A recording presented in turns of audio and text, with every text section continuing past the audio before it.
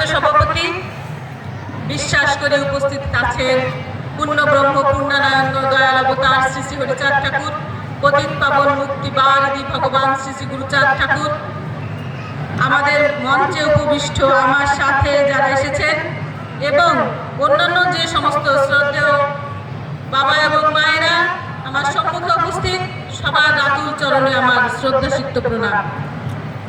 আজ ঠাকুরের পরম ভক্ত পতিত পাবন ভগবান মুক্তিবারিধি গুরুচাঁদ ঠাকুরের আশীর্বাদ পুষ্ট স্নেহধন্য ডাক্তার তারিণীবালার 24তম মতুয়া মহোৎসব, অর্থাৎ আজ থেকে 24 বছর আগে শ্রীধাম থেকে আমাদের প্রাণের ঠাকুর শ্রী শ্রী পদ্মনাভ ঠাকুর তার আদরের, তার অন্তরের, তার প্রাণের সন্তানদের নিয়ে ছোট্ট একটি মিটিংয়ে বসেছিলেন।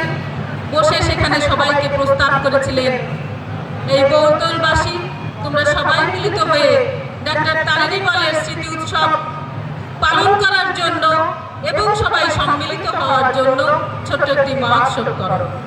সেই থেকে এই মহোৎসবের সূচনা। হয়তো আমরা এটা অনেকে জানি না, তো আজকে এই তথ্যটা আমি এখানে প্রকাশ করলাম। এই সাথে সাথে আমি সমস্ত বহুতলবাসীর কাছে একটা দাবি রেখে গেলাম, আমি আর কদিন বাঁচবো জানি না, তবে যতদিন এই উৎসব অনুষ্ঠিত হবে আপনারা পদ্মনাভ ঠাকুর যতদিন বেঁচে থাকবেন তার নামটা যেন এই পোস্টারে অবশ্যই থাকে। আমার নামের কোনো দরকার নেই।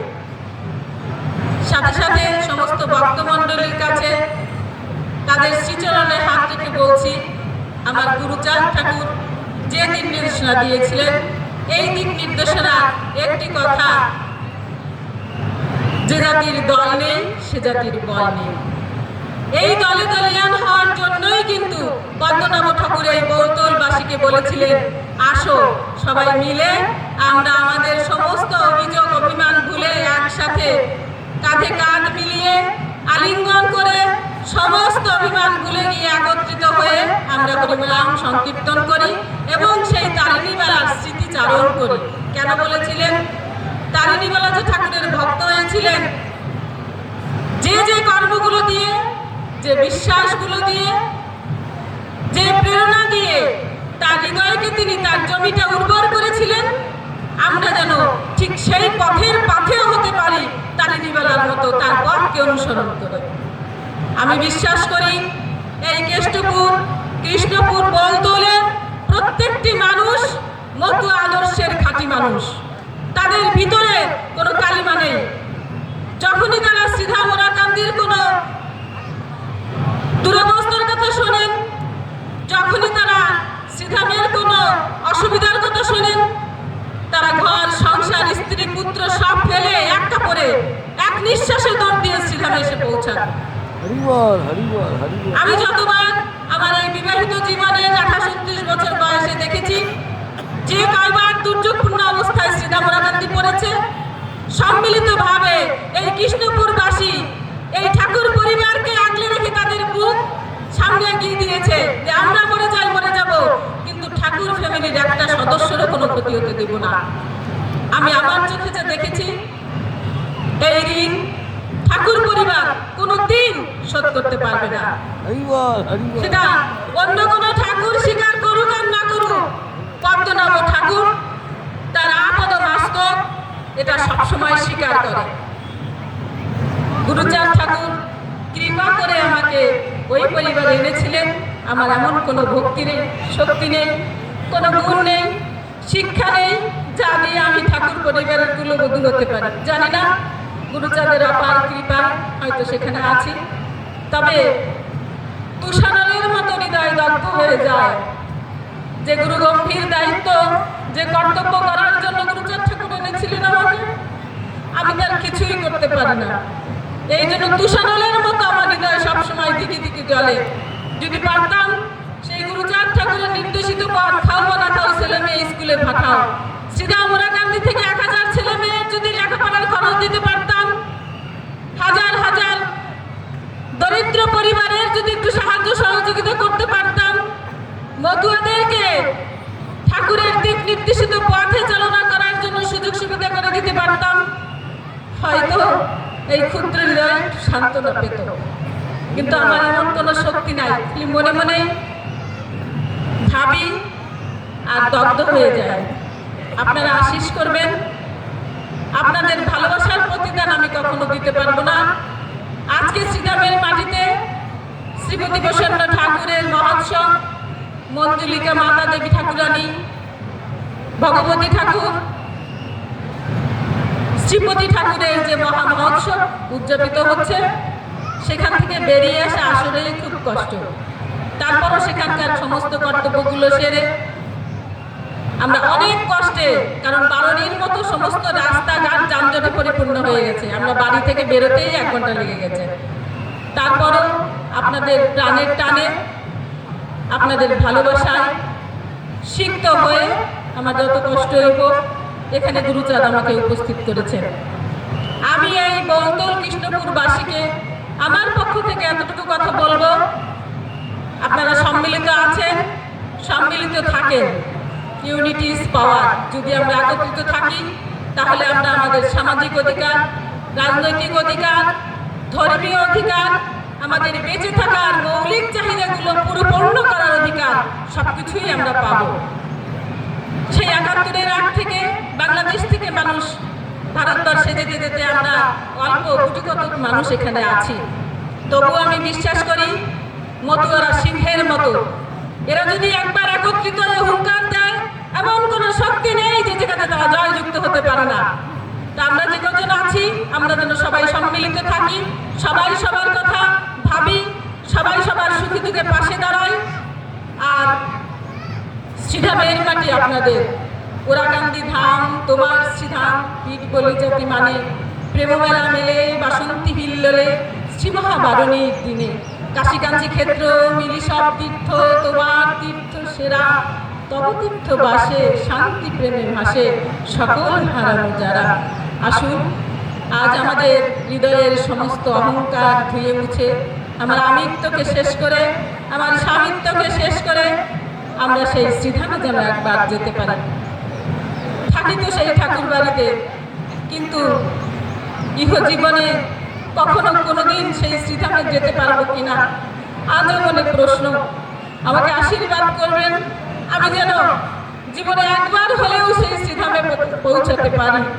শ্রীহরি ঠাকুরের, শ্রী গুরুচাঁদ ঠাকুরের নির্দেশিত সেই পথ, সেই দ্বাদশাজ্ঞা আমার হৃদয়ে একটু অনুধাবন করার চেষ্টা করি এবং সেই মতো চলার চেষ্টা করি। সেই সাথে সাথে আজকে আমাদের এই নবশূদ্র জাতি ঘরে যে শিক্ষার আলো গুরুচাঁদ জেলে দিয়ে গেছেন, যার ফলশ্রুতিতে একটি মা তার বুকে হাত দিয়ে গর্বের সহিত বলতে পারে, আমার ঘরে একজন বিএ পাস ছেলে আছে, আমার ঘরে একজন এমএ পাস ছেলে আছে, আমার ঘরে একজন ডাক্তার ছেলে আছে, আমার ঘরে একজন প্রকৌশলী ছেলে আছে। এই সমস্ত ছেলেদের সেই মতুয়া বাবা মায়েরা যত কষ্ট করে মানুষ করেছেন, তাদের মধ্যে অল্প সংখ্যক লোকই সেটা কৃতজ্ঞতা স্বীকার করে। আমি সেই ছেলেদের চরণে হাত রেখে বলবো, জাতির কথা বলা যাবে না। আমি একা ভালো থাকি, আমি একা ভালো কাপড় পরি, আমি একা গাড়িতে চড়ি, আমি একা সুখ স্বাচ্ছন্দ্যে থাকি, এটাই আমাদের জন্য ভালো থাকা নয়। আমার জাতিকে নিয়ে যদি আমি একটু মাথা উঁচু করে বেঁচে থাকতে পারি, এটাই আমাদের নবশূদ্র জাতির ভালো থাকা। তাই সবাইকে আমার অনুরোধ করে বলছি, আমার জাতিস্বর আমার গুরুচাঁদ ঠাকুরকে তোমরা ভুলো না। আজকে যে ডাক্তারবাবু আমাদের মাঝে এখানে উপস্থিত আছেন, তিনিও আমাদের মতো এই ক্ষুদ্র ঘরেরই একটি সন্তান। তার মেধা দিয়ে, মননশীলতা দিয়ে, তার বাবা মায়ের আশীর্বাদে, গুরুচাঁদের আশীর্বাদেই তিনি চিকিৎসক হয়েছেন। কত মতুয়াদের তিনি বিনামূল্যে সেবা প্রদান করে যাচ্ছেন।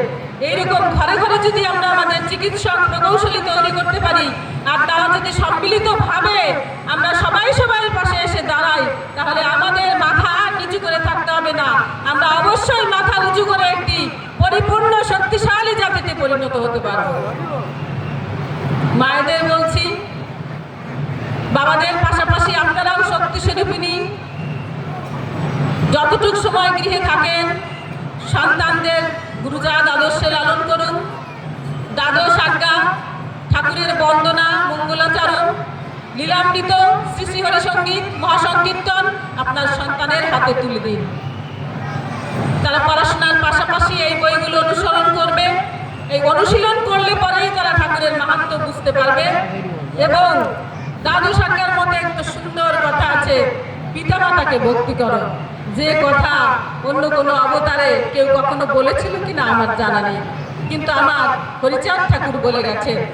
আপনার ভারতবর্ষে বিভিন্ন বৃদ্ধাশ্রমে খবর নিয়ে দেখবেন, সেখানে চক্রবর্তী হায়ার কাস্টের মা বাবারা বৃদ্ধাশ্রমে থাকে, কিন্তু খুঁজে দেখুন আমার একটা মতুয়ার বাবা মাও কোনো বৃদ্ধাশ্রমে থাকে না। একটা মতুয়া যদি সত্যিকারের আদর্শ মতুয়া হয়, সে এক মুঠো ভাত পেলে তার বাবা মাকেও এক মুঠো ভাত খাওয়ায়। তাই সন্তানদের বলবো, আমার পিতা মাতা গাছের গোড়ায়, হরি গাছের ফল। সেই হরি ফল লাভ হতে হলে আগে বাবা মাকে সন্তুষ্ট করতে হবে। বাবা মায়েরা গৃহজীবনে কষ্ট করতে করতে করতে শেষ সময় এসে শক্তি শূন্য হয়ে যায়, জ্ঞান শূন্য হয়ে যায়, শিশুর মতো হয়ে যায়। সেই বাবা মাকে কষ্ট না দিয়ে মাত্র একটু মুখের ভালোবাসায়, বাবা তোমার কি খেতে ইচ্ছা করে, তুমি কেমন আছো, আসো একসাথে দুটো ভাত খাই, এতেই কিন্তু তারা সন্তুষ্ট, আর তারা কিছু চায় না। এইটুকু ব্যবহার যদি কোনো সন্তানের কাছ থেকে কোনো বাবা মা পায়, আশীর্বাদ এমনি এমনি তার উপর বর্ষিত হয়, আর কিছু করতে হয় না। এমন সুন্দর মত পথ ঠাকুর আমাদের দেখিয়ে গেছেন, কত সুন্দর কথা বলে গেছেন। চরিত্র পবিত্র ব্যক্তির প্রতি জাতিভেদ করো না, দৈনিক প্রার্থনা করো। সারাদিন যাই করি না কেন, সন্ধ্যাবেলা একবার ছেলে মেয়েদের সবাইকে নিয়ে বসে অন্তত 20টা মিনিট আমরা হরিনাম সংকীর্তন করতে পারি। এতে করে সেই সন্তান বাবা মায়ের অনুগত হয়, আন্তরিক হয়, বন্ধুত্ব সুলভ আচরণ তার ভিতরে জাগ্রত হয়, শ্রদ্ধা বোধ জাগ্রত হয়। এখন তো মানুষ মাথায় কিন্তু করতে চায় না। আমি গুরুচাঁদ ঠাকুর প্রতিষ্ঠিত সিএস মিট সাহেবের হাই স্কুলে গুরুচাঁদ ঠাকুর কৃপা করে পাঠিয়েছেন, একটু যাওয়া আসা করি। আজকে প্রায় 27 বছর ধরে চাকরি করি। আগেকার ছেলে মেয়েদেরও দেখি, দেখলে বুট হয়ে মাটিতে প্রণাম করার, এখনকারও দেখি, দেখেও যেন দেখে না, রাস্তা পাশ কাটিয়ে চলে যায়। তো এই আচরণগত পরিবর্তনগুলো আস্তে আস্তে আমাদের মানবিকতা বোধ কোথায় যে যাবে, এটা প্রশ্নের সম্মুখীন।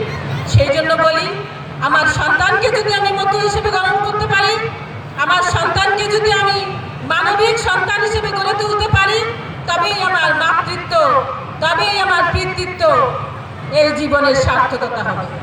তাই মায়েদের বলছি, যতটা সম্ভব পরিষ্কার পরিচ্ছন্ন থাকবেন, দৈনিক প্রার্থনায় বসবেন, একা বসবেন না, স্বামী এবং সন্তানকে নিয়ে বসবেন।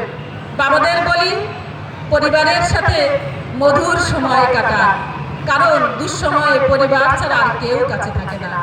ওই দোকানে বসে গল্প আড্ডা চা না খেয়ে সেইটুক সময় পরিবারকে ভালোবাসুন, তার কাছে বসুন, তাদের সুখ দুঃখের খবর নিন, দেখবেন এর চাইতে স্বর্গীয় সুখ আর কিছুই হতে পারে না। যাই হোক, আমি অনেক কথা বললাম।